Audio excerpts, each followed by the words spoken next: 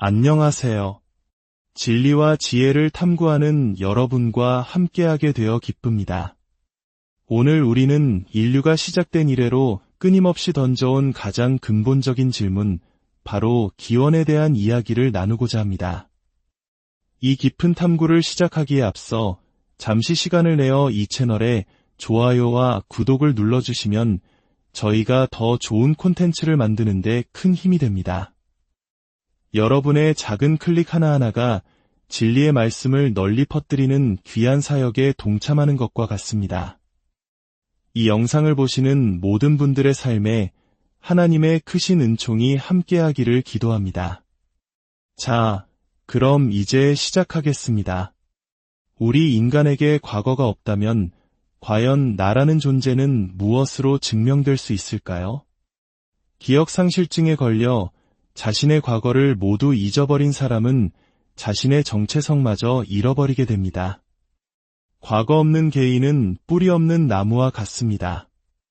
이처럼 우리 각자는 자신의 삶을 담을 수 있는 더 큰 이야기, 즉 거대한 서사를 찾아 헤매는 존재일지도 모릅니다. 우리 개개인의 삶의 이야기는 물론 소중하지만 그 이야기가 광활한 우주 속에서 어떤 의미를 가지는지, 어디에 연결되어 있는지를 알고 싶어하는 것은 인간의 본능적인 탐구심입니다. 이것이 바로 우주의 역사나 인류의 기원을 다루는 다큐멘터리 영화가 경이로운 인기를 끄는 이유입니다. 서점에는 우주 탄생의 비밀을 파헤치는 책들이 넘쳐나고 우리는 그 속에서 쉴 새 없이 의미를 갈망합니다. 인간의 마음과 지성, 그리고 영혼 깊은 곳에는 이처럼 끊임없는 탐색이 존재합니다. 우리의 삶을 더 웅장한 이야기 속에 편입시킬 수 있을 때 우리는 비로소 더 깊은 의미를 발견하게 되는 것이죠. 현대사회, 특히 서구 문화권에서는 이 거대한 이야기의 자리를 차지하기 위한 치열한 경쟁이 벌어지고 있습니다. 오늘날 지배적인 관점은 이 우주에는 궁극적인 의미를 가진 거대한 이야기란 없다는 것입니다. 세상에는 여러 세계관이 존재하지만 크게 세 가지로 압축할 수 있습니다. 첫 번째는 이 우주가 궁극적으로 물질과 에너지 외에는 아무것도 없는 곳에서 비롯되었다는 자연주의 혹은 유물론입니다.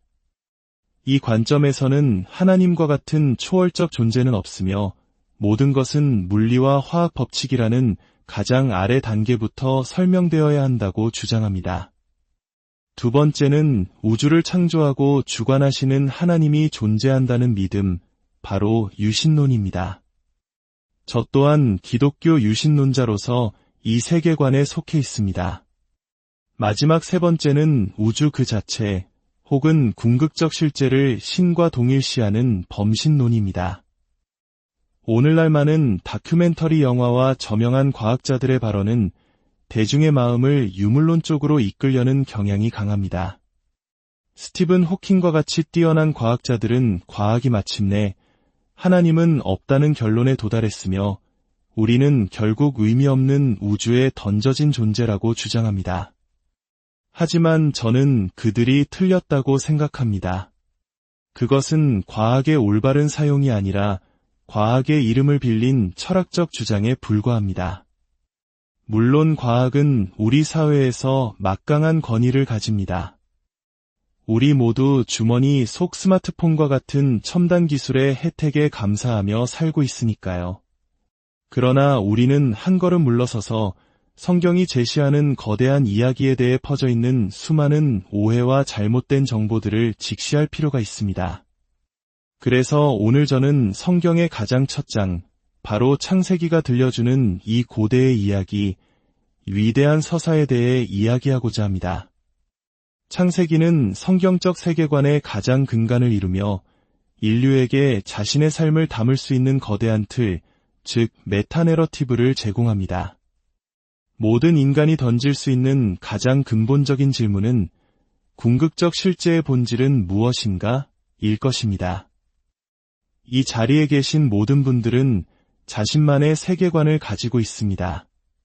궁극적 실제는 무엇인지, 나는 그것과 어떻게 연결되어 있는지, 죽음 이후의 삶은 있는지, 이 우주는 어디로 가고 있는지, 내 삶은 과연 의미가 있는지, 도덕은 어디에서 비롯되는지 등 우리는 끊임없이 이러한 거대한 질문들과 씨름합니다. 이에 대해 성경은 궁극적 실제가 바로 하나님이라고 선포합니다.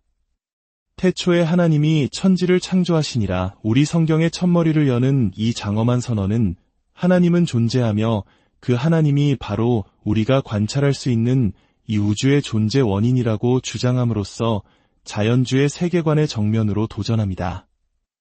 21세기를 살아가는 우리에게 이것은 실로 엄청난 주장입니다. 여러분, 성경은 하나님의 존재를 먼저 주장하며 시작한다는 점을 주목해 주십시오. 태초에 하나님이 라고 말이죠. 여기에는 하나님의 존재에 대한 증거가 제시되지 않습니다. 하지만 이것은 약점이 아니라 오히려 강점입니다. C.S. 루이스가 지적했듯이 모든 세계관은 어딘가에서부터 시작해야만 합니다. 무신론이 물질에서 시작한다면 성경적 세계관은 하나님에게서 시작합니다. 그리고 성경의 이야기가 전개됨에 따라 하나님의 존재와 그의 개입에 대한 증거들이 계속해서 쌓여갑니다. 저는 하나님을 믿는 것이 마치 태양을 믿는 것과 같다고 한 루이스의 말을 좋아합니다. 우리가 태양을 직접 쳐다보기 때문이 아니라 태양의 빛으로 인해 다른 모든 것을 볼 수 있기 때문입니다. 제가 크리스천인 이유 중 하나는 성경의 이야기가 논리적으로 일관될 뿐만 아니라 제가 경험하는 실제 현실과 정확하게 맞물리기 때문입니다. 태초에 하나님이 천지를 창조하시니라. 하나님께서 무엇을 창조하셨는지 보십시오. 하늘과 땅, 즉 천지입니다. 이것은 히브리식 표현법으로 하늘과 땅이라는 양극단을 들어 모든 것, 우주 전체를 의미하는 것입니다. 하나님은 부분적인 창조주가 아니라 존재하는 모든 것의 창조주이심을 선포하는 것입니다. 창세기는 시작이 있었고 그 시작의 원인이 되신 하나님은 이미 그곳에 계셨다고 말합니다. 여기서 가장 중요한 것은 창조의 시기와 같은 부차적인 문제가 아니라 창조라는 사실 그 자체입니다. 하나님께서 이 모든 것을 창조하셨다는 사실이 모든 것의 기초가 됩니다. 학자들은 이를 무로부터의 창조라고 표현합니다. 즉, 아무것도 없는 상태에서 창조하셨다는 의미입니다. 만약 하나님께서 모든 것을 창조하셨다면 정의상 그 이전에는 아무것도 없었기 때문입니다. 두 번째로, 이 우주는 하나님께서 존재하기를 원하셨기 때문에 존재하게 되었습니다. 요한계시록 4장 11절은 이렇게 노래합니다.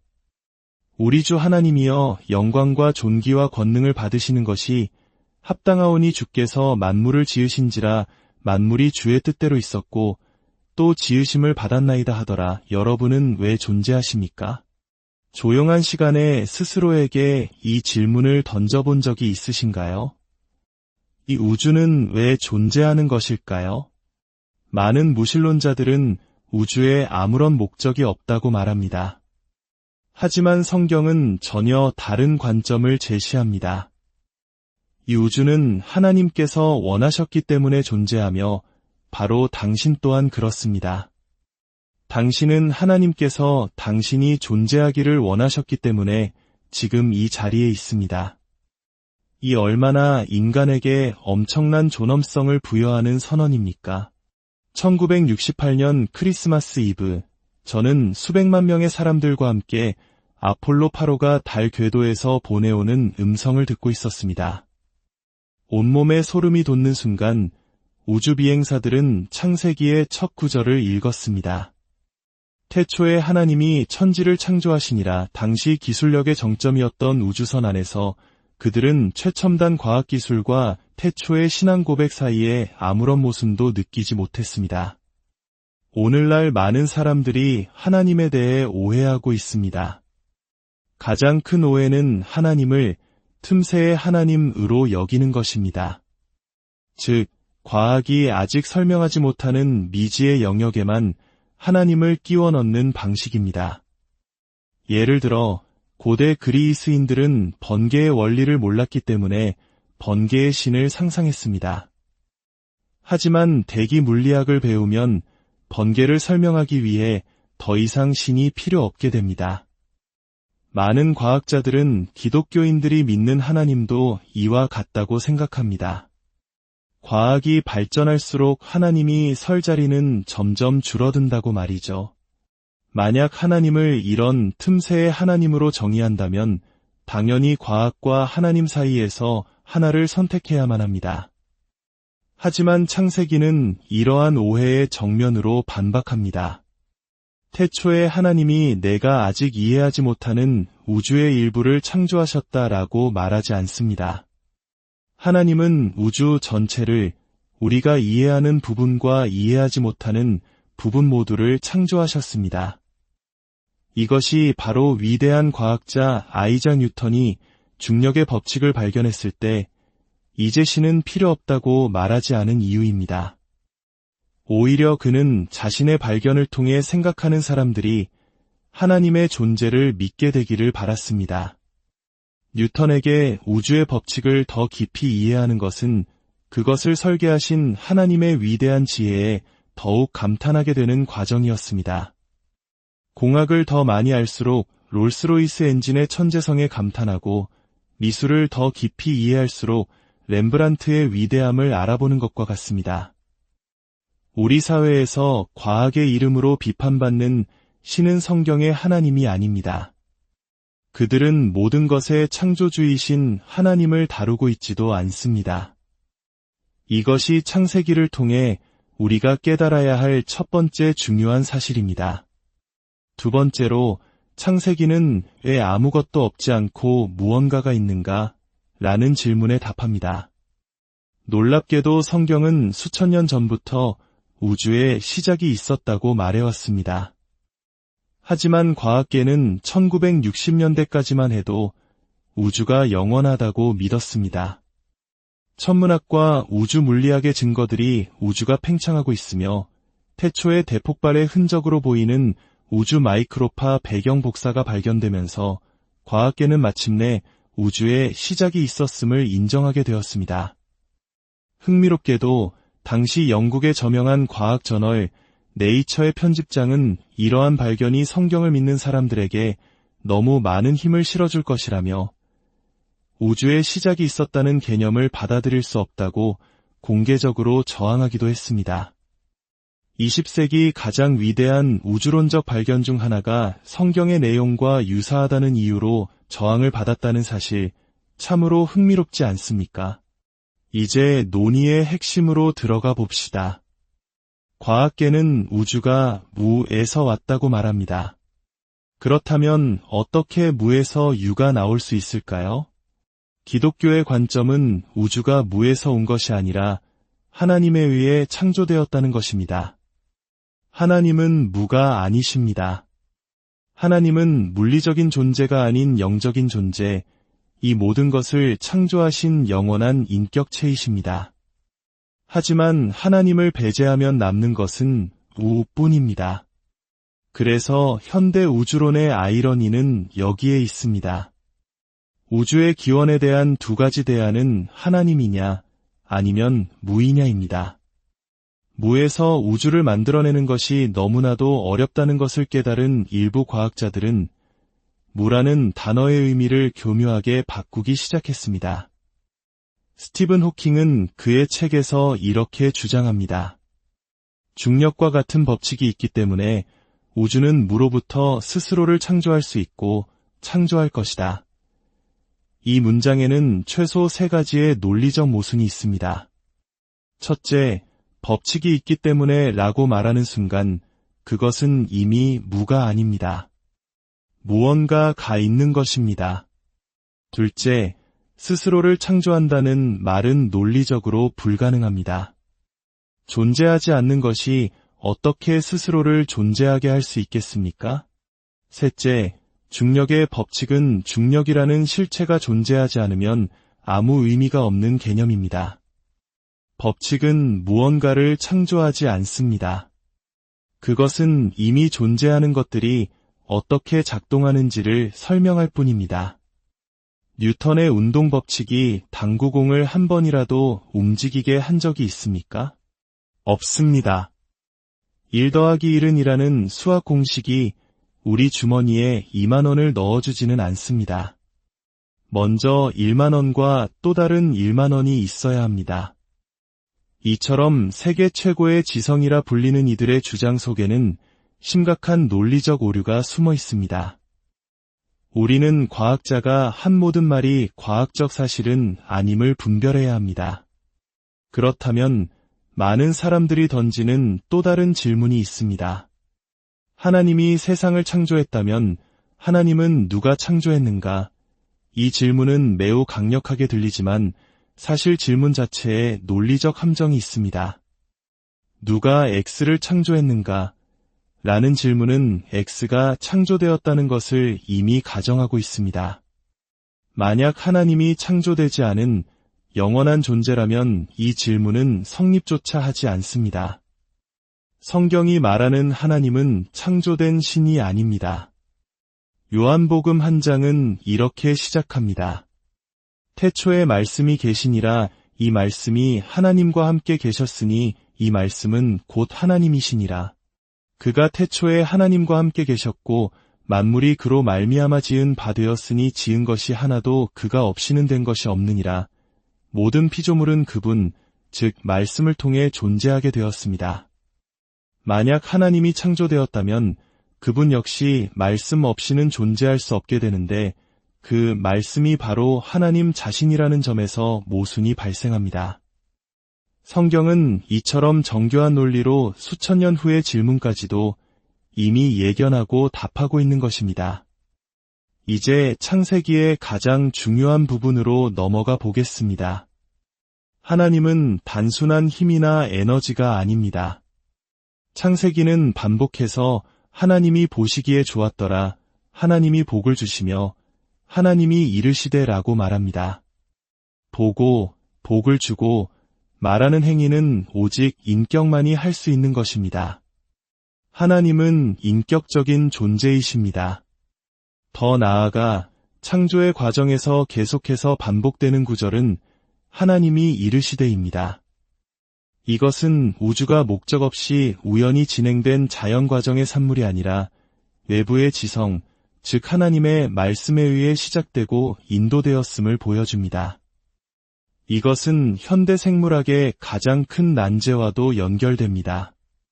생명의 설계도인 DNA에 담긴 방대한 정보는 과연 어디에서 왔을까요? 우리가 해변에서 사랑해라고 쓰인 글씨를 본다면 파도와 바람이 우연히 만들었다고 생각하지 않고 누군가 지성을 가진 존재가 썼다고 즉시 추론합니다.